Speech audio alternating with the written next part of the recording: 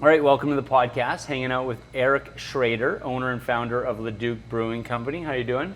Good. Yeah? Good. How are you Summer is, what is this? The dog days of summer? Is that what they call it? Feels like it. With all the smoke and heat in the air. Yeah, you guys got some smoke here for sure. Yeah. Yeah. How's summer going for you? Good. Busy. Just busy. And people always ask how things are going, and I mean, that's where you're getting at. But I mean, it's interesting because the more that we do and the more that we get out there, it's a snowball effect. Yeah. So the more we get out there, the more we get out there. Yeah. Right? The more people are excited to know about us, or the more we get our brand out or name out or a beer, and people are just like, oh, this is really good. Yeah. Right? And then you're just making more work for yourself. Exactly. Yeah. And it just feels perpetual. I was saying earlier when we were chatting that, we have 3 markets this weekend. We were just planning when you came in our August 16th weekend, whatever it is, we've got 6 markets. And I mean, we're still a small team. Yeah. So just trying to manage and figure that stuff out. And it's fun. Like, it's fun. I'm getting to do stuff that, being a 3rd generation Leduc person, no idea existed. Okay. Like, we spent the weekend at Leduc Antique Society, which now has their big Christmas Christmas light event. And I've been out there twice in the wintertime only. Now I've been out there, I was out there this last weekend. They had tractor pull, they have like electricity, teaching you how to do electricity and how electricity works, like from a really cool interactive way. The world's, or North America's largest Rolls-Royce showcase, museum, whatever.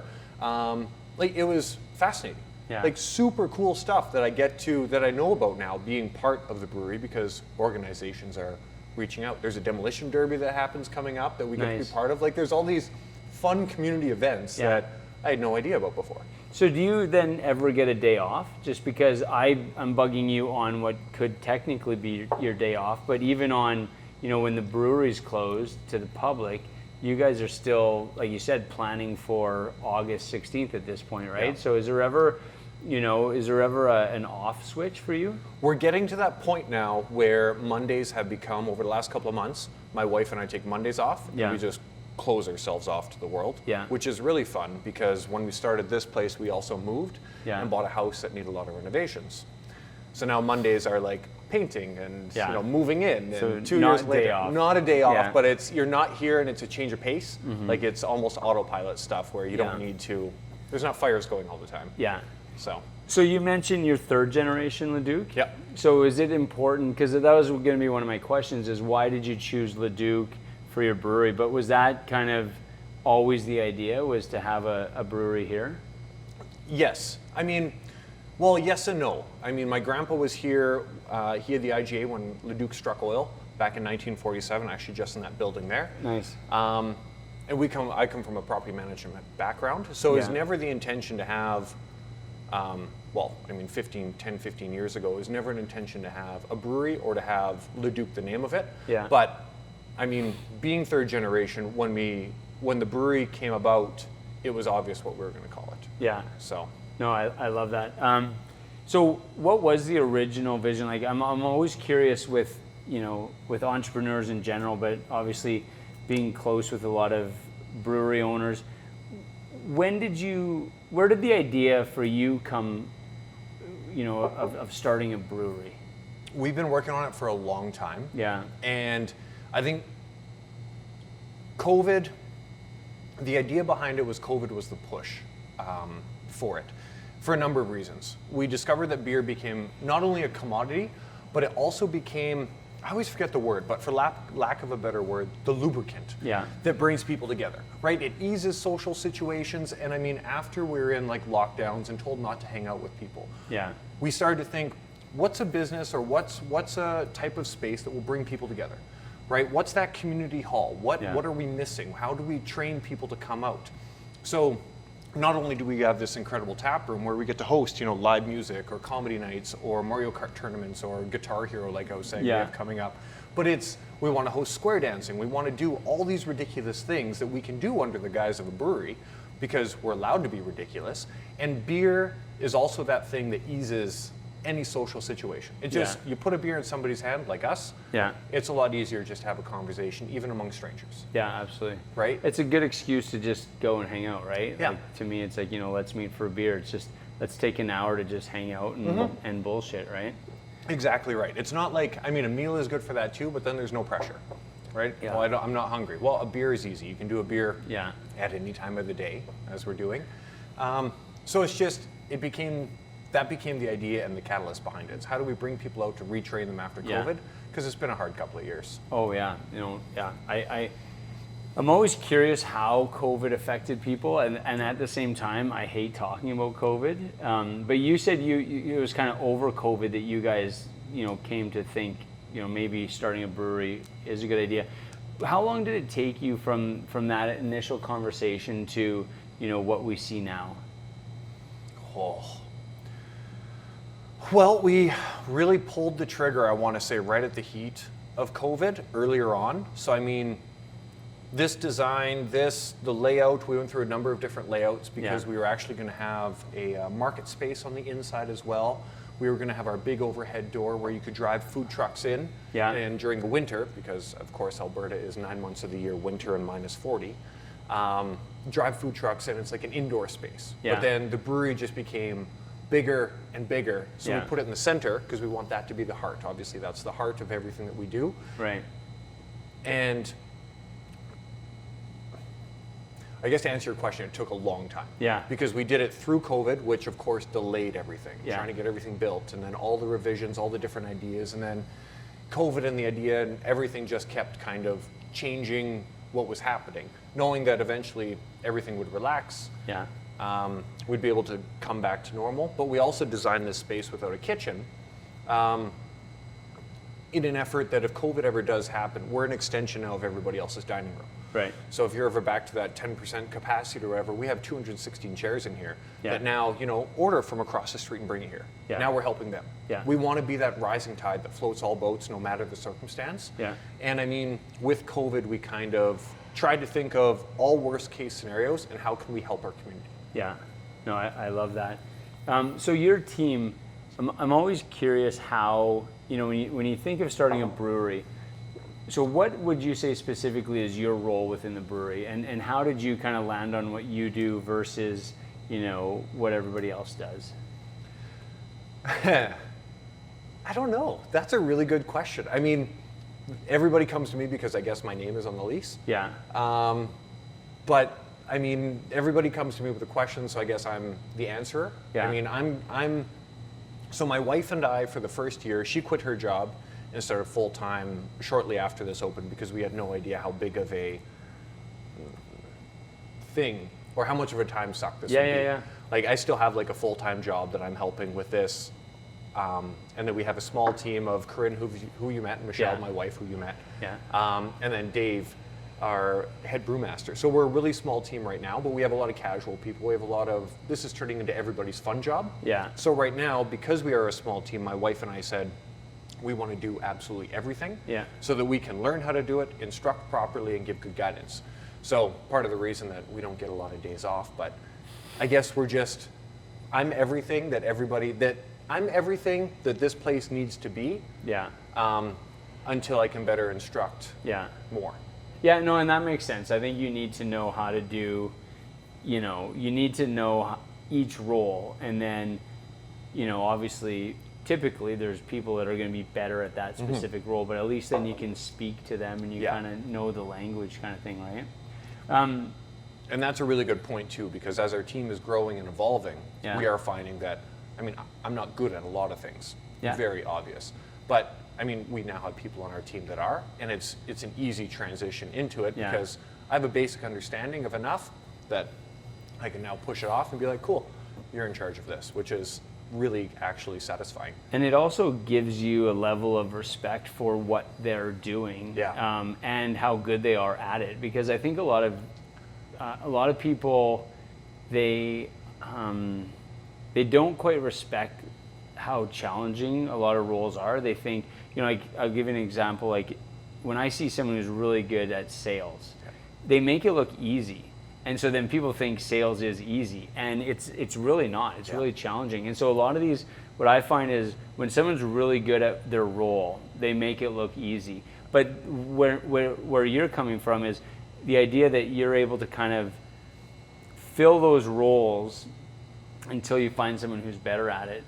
you can appreciate how challenging their jobs are. Especially knowing that I'm not very good at a lot Yeah. of those roles. Yeah. So, and then being able to pass it off and see that these people take it over and do it 90% better than Yeah. me, and just so much more efficient. Like, Yeah. it's incredibly satisfying to know that. Yeah. That we're building a good team. Yeah, absolutely. So, so you're a brewer. So when you started the brewery, did you ever have any dreams, ambitions, thoughts that you would be brewing the beer? I did a little bit. Yeah. I did a little bit of home brewing back in the day, nothing to the capacity that I knew we needed, but I Yeah. was hoping to shadow a lot and then eventually start to step in. Yeah. Once I saw the capacity of the actual business side, I knew it's going to be a number of years before I can actually get back there. So I'm helping with basic things, canning, milling, Yeah. cleaning kegs, doing kind of the easy stuff that doesn't require a lot of stuff. But I mean, I can pick up on technical and manual things really quick. Yeah. So I can help in that aspect, but it is a goal of mine eventually. Really? But long-term goal. It's Yeah. more of a hobby, I think. I'd rather like to be back there to help out and Yeah. come up with some of the ideas and just learn. Because again, it's important to me to learn a lot of the aspects of the Absolutely. business. So how do you come up with what you want in terms of the beers that, you know, represent your brand? How do you guys come up with that? That is actually our excellent brewmaster, Dave. Okay. So he was among the first to graduate in Olds about 14 years ago. Yeah. And has traveled around, worked at a bunch of different breweries, a bunch of different areas, and has had since a long list of beers that he's always wanted to do. Yeah. And for the first year, because we're only 2 years, a year and a half in, we just gave him free rein. Said, here's a couple, like we know we need a lager, we know Right. we need a sour, we know we need a stout. Like there's a bunch of basic ones, IPA obviously. There's a bunch of stuff we need, but beyond that, like sky's the limit, whatever you want to do. Yeah. So he's been pretty tickled pink that we're not hands off, but Yeah. we have a little bit of creative input. But I want to give him 99% of the credit of everything that comes out. Nice. Absolutely. So how much does, you know, being in a small town, small city like Leduc, how much does that shape what you're producing in terms of, and I don't know if this is just, you know, stereotypes or whatever, but, you know, you think of, oftentimes you'll think of small towns and you'll think, you know, maybe they haven't been introduced to craft beer as much as, say, you know, people in the cities and stuff like that. Does that play into what you offer people? It does. Yeah. Excuse me. Do you need another beer first? No, I'm okay. Okay. I'm good. I'll have one after. All right. It absolutely does. Like we've learned a lot over the last year and a half. We Yeah. thought coming out with all these cool, awesome flavors that I was very excited about Yeah. would be like no-brainers. But because we are in more of a rural center, we do get a lot of Edmonton, we do get a lot of people from Leduc that are looking for IPAs or Right. the sours or like their niche that they know what they want. That are more, Yeah. not fads, but those niche kind of beers. Right. A lot of Leduc, because they're used to, well, a lot of the, I wouldn't say Leduc even, a lot of the people that we have coming in here Yeah. we're working on converting them. So Yeah. they're coming from a lot of the mainstream beers, and it's, well, what do you have in comparison to this? Well, try our lager, try our Yeah. light lager. Yeah. Oh, this is really good. Now it's a stepping stone. So Yeah. we have a lot of gateway beers, and those are our number ones. But then we'll also have, like, outside of Leduc or outside of the area, it depends on the region, but we have a lot of, like, really good sours and IPAs, and our stout was number 3 on Untapped last year. Nice. Like, it's, our beer is really good, and it's just a matter of training the people that come here, because Leduc is very old school mentality, Yeah. which is great, but it's, we're doing the Lord's work. Oh yeah, yeah, Like you said, absolutely, yeah. I remember a few years ago I was out in Slave Lake, and Dog Island Brewing is out there, and they had a local guy who, when he first came in, you know, he was constantly asking for, like, you know, the macro beers, the light beers. Wouldn't drink. His buddies were there drinking beers, but he wouldn't because they weren't serving one.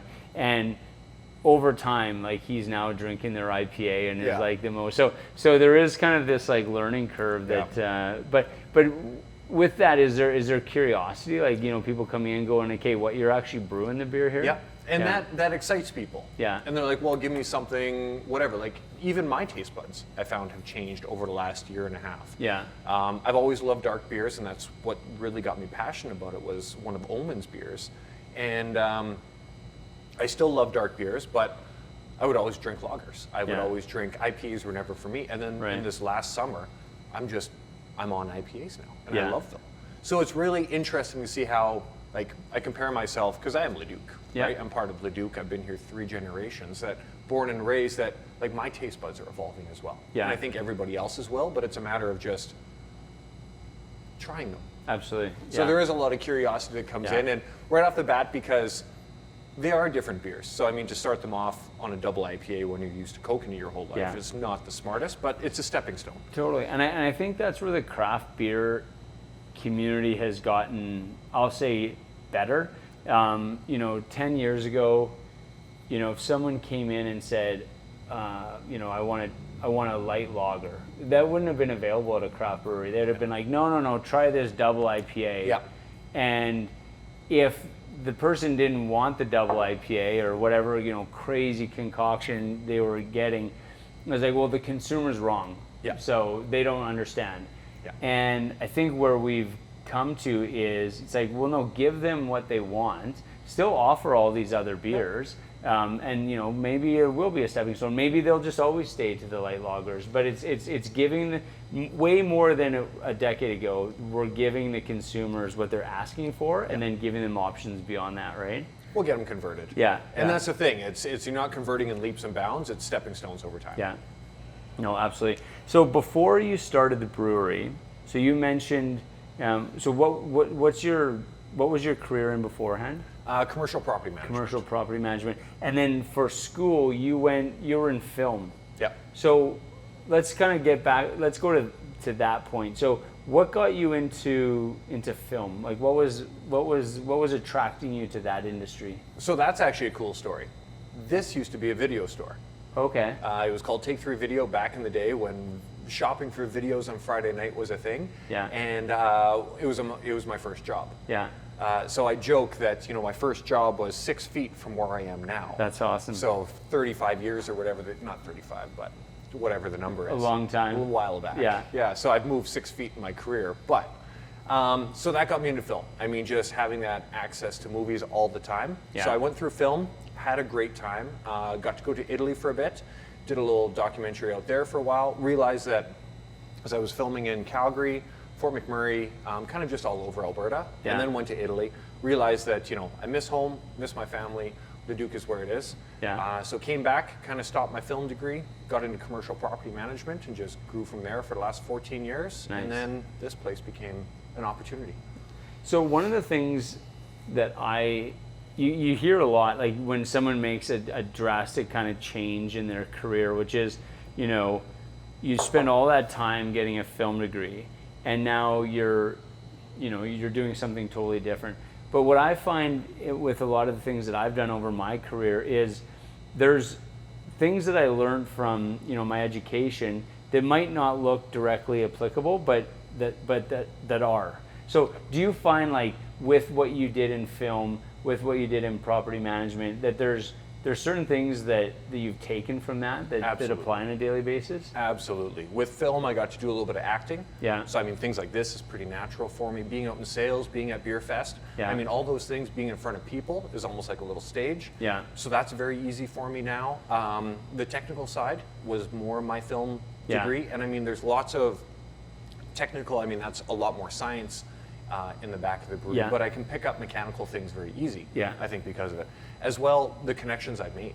Yeah. I mean, all my friends, my wife I met in the film industry, everybody like that I've kind of, even just a bunch of random connections that I have that have kind of come to fruition that have benefited the brewery. Yeah. Have worked out really well. Yeah. So it's neat. It's the things that you do are never a waste. I mean, I'm a sum of all my experiences that I've had in the past today. Yeah. And it's neat to see, like, not for 1 second do I feel that film or property management or anything like that was a waste of my time, because you're always learning, you're always growing. Yeah, So. absolutely. So I'm curious what you do outside of work, but as I think that, I'm like, do you have anything outside of work? Because you mentioned you have a full-time job outside of the brewery. I'm still doing commercial property management. Okay, so you're doing that. You're helping to run the brewery. You're renovating a house. There's a lot of shit going on. If you're not working, what are you doing? I just downloaded a new Ninja Turtles game on my Switch, so I Okay. got a couple hours of that yesterday. I like to exercise. I take my dog for a walk as much as I can. Yeah. I mean, just anything where I'm outside or moving. Yeah. I'm not one to super sit still. Yeah. But when I get the opportunity, we watch a lot of movies still, Yeah. or try to. Yeah, and it's neat how, again, like your taste in beers evolve, your taste in hobbies Yeah. evolve. Where before, like, watching a movie was ideal, right? Staying at home, ordering in Chinese is still my favorite.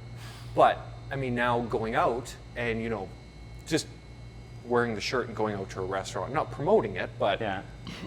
you know, the relationships that come from that Yeah. is really fulfilling as well. Yeah. So I mean, there's a lot of parts of this job that I don't find as work is downtime.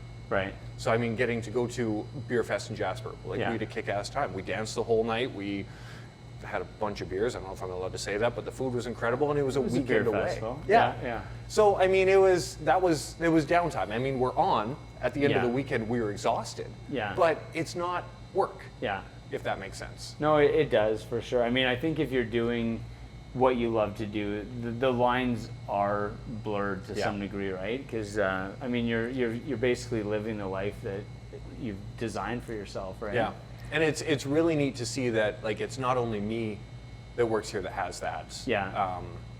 That kind of fulfillment coming here. 90% of our taproom staff, this is everybody's fun job. Yeah. So they'll come here on the evenings, come here on the weekends, and it's, you know, they're teachers or they're dental assistants or they're whatever the case may be. And not to say they don't like their job or that's not fulfilling, Yeah. but this is a different pace. Yeah. It's a lot less, we're serving beer and talking to people, Yeah. right? It's fun. Totally.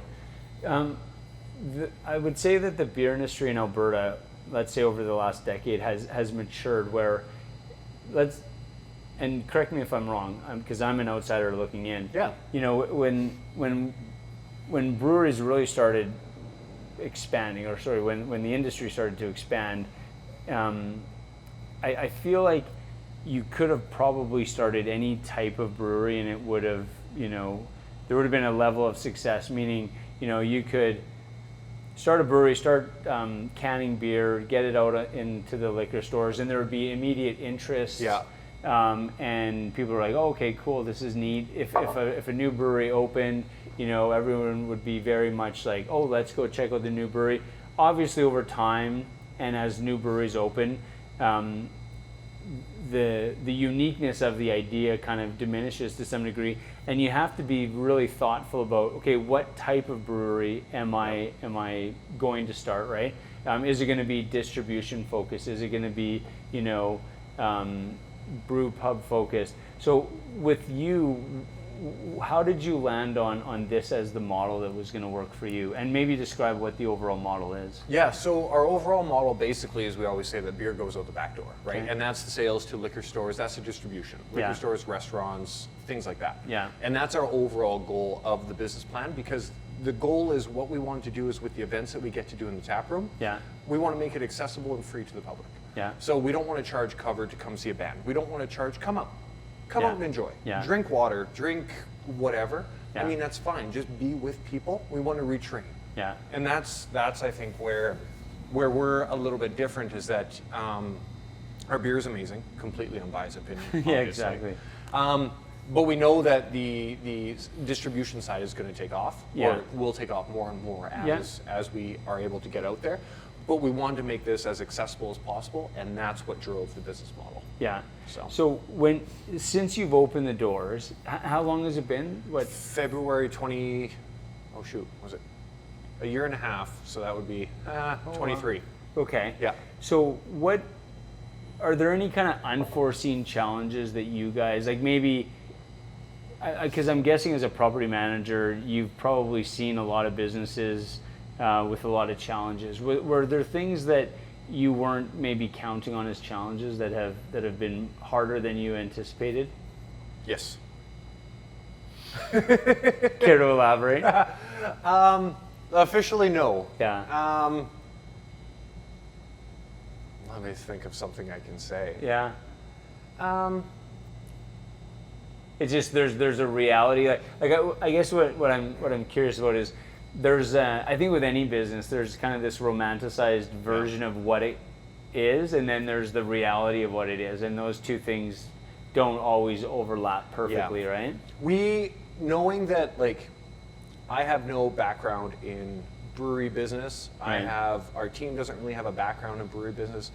And we knew that coming in, but we knew that we wanted this to reach the community. Yeah. And how do we get there? Yeah. So we gave ourselves lots of time to achieve that goal. Yeah.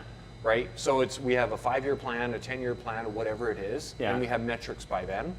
The first year and a half, we don't really have a lot of, like, I guess we're on track, is what we expected. We're actually ahead of track, because like I was saying, we have 5 tanks in the back, 2 40s, and then 3 18 hectoliter tanks. Yeah. Our 3-year to 5-year goal was to get 2 more 40 hectoliter tanks.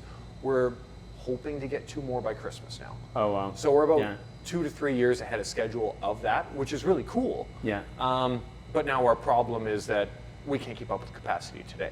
Yeah. So I mean, that is an unforeseen that we didn't expect. I'm not saying that there's a whole bunch of money pouring in. There's always still stuff that you're going to have, expenses and whatever that pop up to scare you. But there's a lot of things that you didn't expect or didn't think of that would be an issue. But I mean, the problems that I have today are very different than the problems I had 18 months ago. Totally. Right? Where those problems were, mountains. Yeah. Right? And now it's like, oh, that happened? Okay, well, this is what we do. Yeah. Right? It's at the time that was all I could think about or whatever. Yeah. And now we've accomplished that. Yeah. And now it's repeatable. We can fix it, we can fix it, we can fix it, and we just keep going. Yeah. Right? And the problems I have today, well, not problems, but I mean, like we can't keep up with capacity. Well, and Jochen from Far Brewing said that once. He said even a good problem is still a problem, right? So it's like, of all the problems you could have, that's a great one, but it's still a problem. It's still a problem. And I remember hearing that once too. I'm like, oh, you can't keep up with capacity? That's great. That's great for you guys. I forget who I was talking, but the exact same thing. And it's like, well, now we're there. And you look like a horse's patoot, but it's like, well, I get it now. Yeah. Because that was a lot of concern of a lot of the restaurants and liquor stores that we're at. They're like, you're not going to be like many of these, or some of these other breweries that we work with, that are going to run up. No, that'll never happen. Yeah. Here we are. Well, and the other thing too is, let's say 10 years ago, the general public wasn't as knowledgeable about beer, and so there was a little bit more forgiveness, I feel like, in terms of like, oh, okay, well, their beer's not quite on point, but eventually, we'll be patient with them. Now you got to hit the market, and your beer has to be on point. There's no grace period anymore. And you have like one chance. So if people are standing at a liquor store, there's 45 other choices. They pick yours and they're not satisfied. Yeah. You have a Leduc then has a bad name, not just that one flavor type. It's your brand. So. Yeah, totally. So I'll flip the question around are there things about running this business that you enjoy that surprised you, that you didn't think you would enjoy, if that makes sense? Like you mentioned, going to a lot of markets and stuff like that. There's a lot of work involved in all of that. And I'm not saying that has to be your answer, but what is it that, if you look back 18 months ago, I really didn't think I would enjoy that part of the business, but I do. Is there anything like that? There's a few, like markets surprise me. Being back in the tap room, brings me back to my old bartending days. Yeah. But now it's something that I'm really passionate about. Yeah. So I get to talk to people all day about beer that we make. Yeah. And that is really special. Yeah. Showing the place off, talking about it, like this whole thing about bringing people together is the whole idea is really special. And I didn't think I would enjoy kind of the idea behind this space as much. As well, just talking about pleasant surprises with this space is how amazing the Edmonton brewing community is. Yeah. Like it's not a competitive, well, it's competitive, but we're all friends. Yeah. Right? It's how do we work together? Like Analog does the Weird Beer Tour. Yeah. And we have a chat group. We meet once a month. We talk about our problems. We talk about how we can help each other. They did the Weird Beer Tour to help drive people in January when it was -40 and the coldest cold snap we've ever had. I've never been part of an industry that's so let's work together, right, for the common goal than this. Yeah. It's amazing. Obviously there's a few breweries that are like, we're not interested in your group, but the ones that are involved are amazing. Yeah, there's a level of authenticity to that. When there's challenges in the industry, you see people really rallying together. I can think of a million examples of that. I don't know. I think it is unique to the beer industry. I'm sure other industries do it, but it's without exception. Anytime that there's a challenge, it just seems like people are there to help. So one of the things that I know about, and I'm older than you, so when I think about breweries back in the day, there was no tasting rooms, and you've talked a lot about people, like talking to people, and even just like being here to pour beers and stuff like that. How important is that in terms of the feedback that you get from consumers? Because back in the day, I mean, we were even talking about how a lot of your consumers, they come in and they're like, "What do you mean you're brewing beer here?" Like, breweries used to be kind of behind a wall, and you never got to kind of see what was happening. Yeah. Whereas now they're more accessible, and with that you get that immediate consumer feedback, for better for worse. So how important is that to you in terms of like shaping what you guys do? I think it's everything, because people who come in and, to your example, don't know we brew beer, the brewery is inaccessible, they don't understand the point. I mean, I think it's a matter of educating them and educating them politely and getting them excited. Yeah. Well, and that's the biggest thing, right? Is because I look at, you go into a liquor store and there's a wall of 80 beers. Yeah. And they're, and your brewer went to Olds College. A lot of these brewers are educated in scientifically how to brew beer. Yeah. So they're making beer that's on point.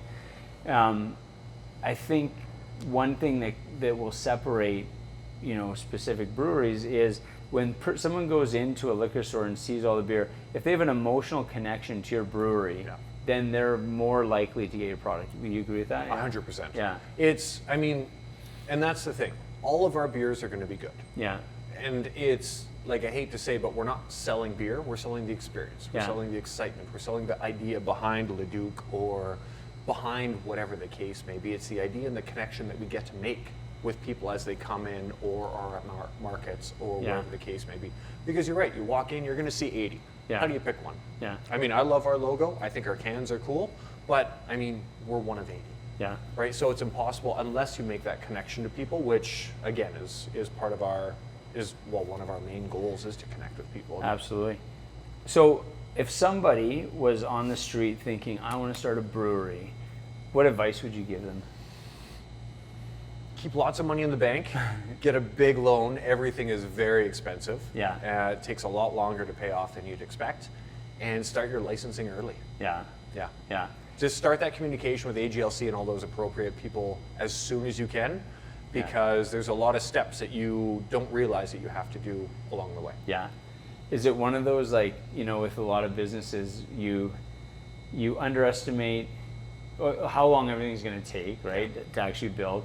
You underestimate how much it's going to cost. Yeah. And then you overestimate, here's how much money we'll make. So it's just like, hence make sure you have lots of money in the bank. Yeah. Yeah. And that's the thing. You're always growing, but actually, I want to say probably most importantly is surround yourself with an important team. Yeah. Or not an important team, a great team. A great team. Like I said, everyone but Dave has incredible experience. Like my wife, myself, and Corinne, who you've met. I mean, our experience comes from drinking beer back in the day. Yeah. Or bartending or serving or whatever the case may be.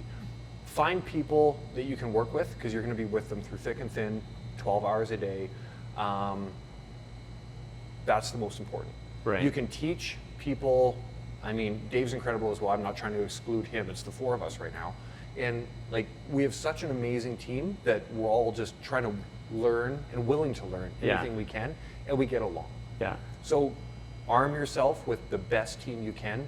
That's the most important. Yeah. And everything else will just fall into place eventually.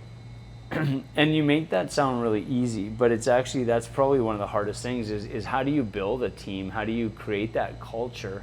And you're also working with family. Yeah. And so, I mean, and I've always been fascinated by that, because they say that you should never work with family. And I've had some negative experiences in that kind of world. So how do you guys balance that? That's all we talk about now is the brewery, my wife and I. I mean, my parents are involved too. Yeah. They're kind of behind the scenes, just helping anywhere they can. I mean, they were picking up limes for us this weekend, but I mean, they're excited about this. My brother's here as well. He's starting to step in as a bunch of the accounts and things like that, helping with just logistics. And I've worked with my family since I was 14. Nice. So I mean, it's the family that we have. So I mean, it's easy for me. Yeah. But I understand there's some days where I'm not impressed with them. Yeah. I'll say. And, So and vice versa, or no? yeah. They're always impressed with you. Or? Of course. Yeah. Obviously. Yeah. The beer helps. Yeah. Yeah. So where is the brewery in 5 years from now? Do you guys have a vision, or have you guys kind of more of this? Like, it's more of this. It's more of a bigger capacity. It's almost in 5 years. I want to have. Not that I want to be more hands off, but I don't want to have to be the one doing everything hands on. Right. Like I'm here 20 hours a day. Yeah. Right. We've got a cot in the back, and I spend some time there every now and again. In 5 years, I'd like that to be less. Yeah. I'd like to have a bigger team that's more capable of everything. Yeah. Right. More of a, because then when the brewery becomes self-sufficient, then we'll have time to start to think of the next best thing. Yeah. Right. Maybe we've got some plans that we want to do, but it's not until we get some of the basic foundations still in working order, and we're a couple years away from that. So, nice. Good for you. Well, I really wanted to come and chat with you because with having done the festivals with you a couple of times, you guys are kind of that ball of energy. And so it's, you're relatively new to the industry, to the community, but that's the kind of the passion that I think this community needs. It needs more of that, and kind of fresh eyes, fresh energy, but like someone who's willing to put in that hard work to kind of progress the community, because it is relatively young. You look at it compared to everything else, right? We're still, really, I don't know. I was going to say the honeymoon phase is over of the craft beer industry. I don't know if that's true or not, but like we were saying before, there's a reality to how much hard work it is. So it's, for me, really cool being on the outside looking in to see that there are still like a ton of people like yourself who are really passionate, and then have this really a vision to succeed, but also you're in the town that you grew up in, and you're making the town that you grew up in better by doing business here. So that's the goal. Yeah. No, thanks for sharing your story, man. Well, thank you. Yeah. Take care, man.